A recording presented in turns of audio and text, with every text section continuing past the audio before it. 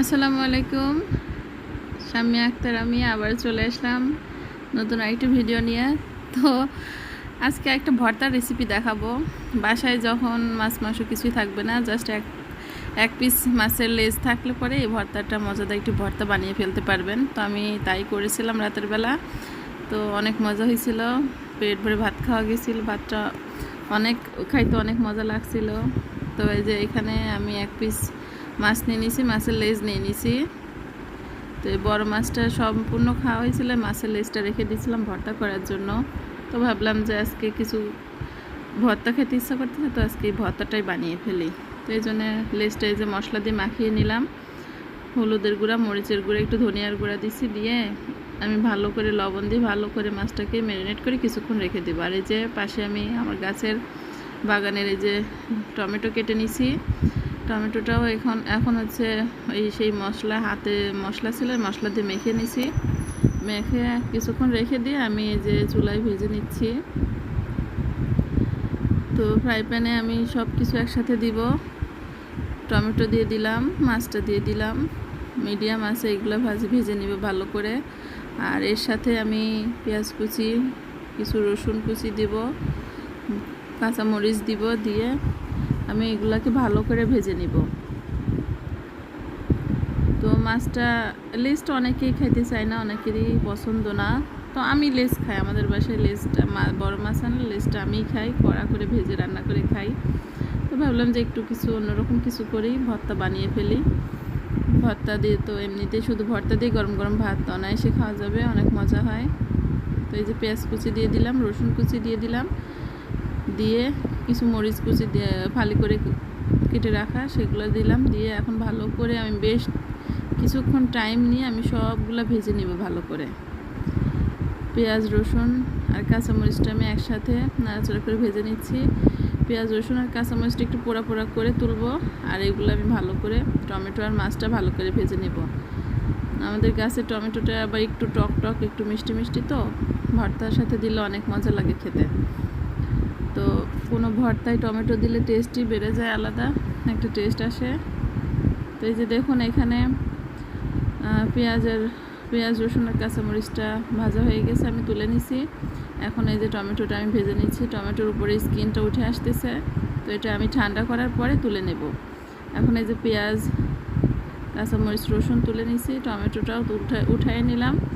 এখন আমি এই মাছের লেজটা যেহেতু একটু বড় মাছ ছিল, তো এটা গ্লাস কাপ মাছ ছিল, মাছের লেজটা আমি এখন একটু ভাঙা ভাঙা করে কড়া করে ভেজে তুলে নিলাম একটা পাত্রে। তো এই যে এখন আমি এই মাছের লেজের ভিতরে যে তেলটা আছে, তারপরে স্কিন আছে, এগুলো আলাদা করে ফেলবো, আর মাছের কাঁটাটা আলাদা করব। মেন হচ্ছে কাঁটা, আমার হাজব্যান্ড আবার কাঁটা পছন্দ করে না, কাঁটাটা আমি বেছে ফেলবো। কাঁটা নাকি তার গলায় বিঁধে, কাঁটা গলায় বিঁধলে তো একবারে যা তা অবস্থা হয়ে যায়। তো এখন এই যে মাছের তেল, মাছ আমি ভালো করে কাঁটা থেকে বেছে নিচ্ছি, স্কিনটা নিব না। তো এটা এমনিতেই খাওয়া যাবে, অনেক মুচমুচে করে ভাজা হয়েছে। এখন ভালো করে মাছটা আমি বেছে নিচ্ছি। তো আমার চ্যানেলের ভিডিওগুলো ভালো লেগে থাকলে অবশ্যই একটা লাইক, কমেন্ট, একটা শেয়ার করে রাখবেন, আর আমার চ্যানেলটি সাবস্ক্রাইব করবেন, পাশে থাকবেন আমার চ্যানেলের, যেন আমি আরও নতুন নতুন ভিডিও দিতে পারি। তো এই যে দেখুন আমি এখন কথা বলতে বলতে ভর্তাটাও করে নিচ্ছি। সব কিছু এখন হাত দিয়ে আমি ভালো করে চটকে নেব, চটকে মেখে নেব। আর আমি ভাত রান্না করার সময় একটা আলু, বড় সাইজের একটা আলু আমি সিদ্ধ করে নিয়েছিলাম। আলুটা আমি সিদ্ধ করে দেখাতে পারিনি, যাই হোক, সিদ্ধ তো সবাই করতে পারেন। আলুটা একটা বড় একটা আলু সিদ্ধ করে নিয়ে এখন আলুটা এই মাছ টমেটোর ভিতরে দিয়ে দেবো। তো আমার মাখানো দেখে কেউ কিছু বলবেন না, ভর্তাটা সবসময় হাত দিয়ে এভাবেই করতে হয়, তাহলে ভর্তার আসল টেস্ট একটা পাওয়া যায়। তো এখন আমি দিয়ে দিলাম সরিষার তেল। এখন আমার মেয়ে আমাকে হেল্প করতেছিল, ভিডিও করতে করতে কারেন্ট চলে গেছিলো, বিদ্যুৎ ছিল না, তো আমার মেয়ে আমাকে হেল্প করতেছিল। আমি স্বাদ অনুযায়ী দিয়ে দিলাম লবণ, ভর্তা করতে যা যা লাগে আর কি, সরিষার তেল, লবণ, তারপরে আমি দিয়ে দেব আরও কিছু কাঁচা পেঁয়াজ, কুচনো কাঁচা পেঁয়াজ দিব, আর হচ্ছে কাঁচামরিচ কুচি দিয়ে দেবো। আমার কাছে একটু ঝালটা কম লাগছে, এই জন্য আমি পেঁয়াজ কুচি আর কাঁচামরিচ কুচি অ্যাড করে দিব এর ভিতরে।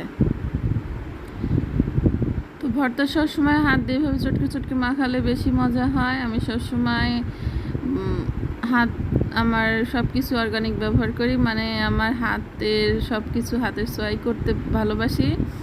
আমি কোনো মশলা কিন্তু আমি ব্লেন্ডারে অথবা গ্রাইন্ডারে করি না, আপনারা সবাই জানেন যে আমার ভিডিও দেখেন। আমি কিন্তু সব সময় পাটা ইউজ করি, পাটাতে সব বাটাবাটি করি। আর ভর্তা সব সময় হাত দিয়ে করার চেষ্টা করি, নিজের হাতের পরশে সব কিছু করি, তাহলে সব কিছুর টেস্টই অনেক ভালো আসে। তো এই যে আমার ভর্তাটা প্রায় হয়ে গেছে। আমি আরও কিছুটা পরিমাণে সরিষার তেল লবণ দিয়ে দিলাম যেন টেস্টটা ভালো আসে। তো অনেক মজা হয়েছিল। আজকে এই পর্যন্তই। এইভাবে ভর্তাটা বানিয়ে দেখবেন, অনেক মজা লাগবে। আল্লাহ হাফেজ।